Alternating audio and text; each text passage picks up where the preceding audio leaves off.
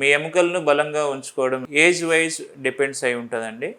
చిన్నపిల్లలకి ఎలా ఉంటుంది, middle aged up to 40 years వరకు ఎలా ఉంటుంది, 40 to 60 years ఎలా ఉంటుంది, so 60 to more than 60 years of age ఎలా ఉంటుందని ఏజ్ ఫ్యాక్టర్ పైన డిపెండ్స్ అయి ఉంటుందండి. చిన్నపిల్లల్లో ఈ కాల్షియం అండ్ విటమిన్ డి తగ్గడం వల్ల మోస్ట్ ప్రాబబ్లీ కాలు వంకర్లు పోవడం అంటాం, రికెట్స్ ఎత్తు పెరగకపోవడము, సో బలం లేకపోవడము, ఈజీగా ఫ్రాక్చర్స్ అవ్వడము ఇలాంటివి జరుగుతుంటాయి.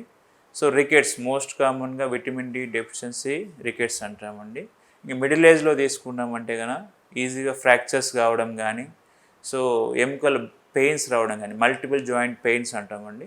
సో జాయింట్ కీళ్ళ నొప్పులు రావడం కానీ ఇలా జరుగుతుంటాయి. ఓల్డ్ ఏజ్లో తీసుకున్నామంటే కనుక మనుషులు బెండ్ అవ్వడం కానీ, సో కీళ్ళ నొప్పులు ఎక్కువ ఉండడం కానీ, నడవలేకపోవడం కానీ ఇలా సమస్యలతో అయితే బాధపడుతుంటారండి. దీనికి ఏం చేయాలి అనేది తీసుకుంటే కనుక ముఖ్యంగా చిన్నపిల్లలకి అయితే అండి విటమిన్ డి సప్లిమెంట్స్ అనేవి మనం రెగ్యులర్గా ఇవ్వాలండి. So at the same time morning ఎండకి మనం ఎక్స్పోజ్ అయ్యేలాగా చూసుకోవాలి. అట్లీస్ట్ ఒక రూల్ అనేది మనం పెట్టుకున్నామంటే కనుక 12 years వరకు 12 weeks and 12 years of exposure of sunlight ఉంటే కనుక మనకు విటమిన్ డి మంచిగా వస్తుందని స్టడీస్ చెప్తున్నాయి. సో అలా చేసుకోవాలంటే కూడా చాలా మంచిగా ఉంటుంది. అట్ ద సేమ్ టైం రెగ్యులర్గా కాల్షియం సప్లిమెంట్స్ అంటాం, ఈ డ్రై ఫ్రూట్స్ తీసుకోవడం కానీ, ప్లస్ మిల్క్ తీసుకోవడం కానీ, మిల్క్ ప్రోడక్ట్స్ తీసుకోవడం కానీ ఇలా తీసుకోవడం వల్ల కాల్షియం లెవెల్స్ అనేవి మనం పెంచుకోవచ్చు. అట్ ద సేమ్ టైం తీసుకున్న కాల్షియం బోన్స్ డిపాజిట్ కావాలంటే కంపల్సరీ ఎక్సర్సైజ్ అయితే చేయాలండి. సో ఎక్సర్సైజ్ చేసుకుంటే మంచిగా ఉంటుంది. ముఖ్యంగా చిన్నపిల్లలకి మనం calcium supplements, milk, so vitamin D supplements చేసిన సిరప్స్ కానీ, కాల్షియం సిరప్స్ కానీ, మల్టీవిటమిన్ సిరప్స్ కానీ రెగ్యులర్గా యూస్ చేసి అట్లా మనం డైలీ సన్లైట్కి ఎక్స్పోజ్ చేస్తే కనుక ఈ చిన్నపిల్లలు ఈ రికెట్స్ అనేవి మనం మోస్ట్ ప్రాబ్లీ 90% వరకు తగ్గించుకోవచ్చు అండి.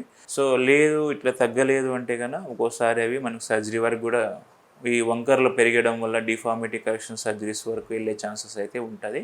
ఇలా సర్జరీస్ నివారించుకోవాలంటే మోస్ట్ ప్రాబబ్లీ మనం విటమిన్ డి లెవెల్స్ అయితే రెగ్యులర్గా తీసుకోవాల్సి ఉంటుంది. ఈ మిడిల్ ఏజ్లో తీసుకున్నామంటే కనుక మిడిల్ ఏజ్లో కూడా రెగ్యులర్గా కాల్షియం సప్లిమెంట్స్ అనేవి కాకుండా అలాంగ్ విత్ ఫ్యాట్ డైట్ కానీ, ఆయిల్ డైట్ కానీ, ఈ గడ్డల కూరలు ఉంటాయండి, ఉల్లగడ్డలు, చామగడ్డలు, కందగడ్డలు ఇవన్నీ రెగ్యులర్గా తగ్గించేసుకోవాలండి. At the same time oil food కూడా మీరు ఎక్కువ తగ్గించుకోవాల్సింది. Calcium rich food daily water intake ఎక్కువ తీసుకోవడం కానీ, at least 4 liters of water. So దాంతోపాటు మిల్క్ తీసుకోవడం వల్ల కానీ, రెగ్యులర్గా ఎక్సర్సైజ్ చేయడం కానీ, యోగా చేయడం కానీ, జిమ్నాస్టిక్స్ చేయడం కానీ వీటి ద్వారా మీకు బోన్ స్ట్రెంత్ అనేది పెంచుకోవచ్చు అండి. దాంతో సేమ్ టైం మీరు ఈ ఎక్సర్సైజ్ చేయడం కాకుండా రెగ్యులర్గా మనం కాల్షియం ఫుడ్ అనేది ఎక్కువ తీసుకోవచ్చు. డ్రై ఫ్రూట్స్ తినడం కానీ, కాల్షియం ట్యాబ్లెట్స్ యూస్ చేయడం కానీ ఇలా చేసుకొని, చాలామంది చెప్తుంటండి ఎంగేజ్లోనే మొకాలు నొప్పులు వస్తున్నాయి, సో ఈ నడుము నొప్పి వస్తుందండి, సో వేరు జాయింట్లు పెయిన్ వస్తున్నాయంటే మోస్ట్ కామన్గా ఈ జాయింట్ పెయిన్స్ రావడానికి ఎంగేజ్లో కొన్ని రీజన్స్ ఉంటాయండి. సో దాంట్లో కాల్షియం, విటమిన్ డి3 తగ్గడం, కొంతమందికి థైరాయిడ్ ఉంటే థైరాయిడ్ వల్ల కూడా ఈ జాయింట్ పెయిన్స్ ఉండే ఛాన్సెస్ ఉంది. కొంతమందికి రుమటాయిడ్ అంటామండి, రుమటాయిడ్ వల్ల కూడా ఈ జాయింట్ పెయిన్స్ అనేవి ఎక్కువైతుంటాయి. ఇవి కూడా కంట్రోల్లో ఉంచుకోవాల్సి ఉంది. ఎక్సర్సైజ్, యోగా ఇవి చేయడం వల్ల ఇవి కూడా కంట్రోల్లోనే ఉంటాయి. సో అలా దాంతో కాకుండా ఇంకా ఏం చేయాలి, ఓల్డ్ ఏజ్లో ఉన్నాయి, సో ఆస్టియోపోరోటిక్ అంటామండి. ఓల్డ్ ఏజ్ మోస్ట్ ప్రాబ్లీ 16 yearsలో 65 yearsలో స్పాంజ్ బోన్స్ అంటాం, ఆస్టియోపోరోసిస్ అంటాం. దీనివల్ల కూడా మనకు ఎక్కువ బోన్స్ పెయిన్ రావడం కానీ, నడవలేకపోవడం కానీ, బెండ్ అవ్వడం కానీ, మనసులు ఇలా వెన్నుపూస బెండ్ అవ్వడం కానీ, గూని అంటామండి, గూని అట్లా అవ్వడం కానీ ఇలా జరుగుతూ ఉంటాయి.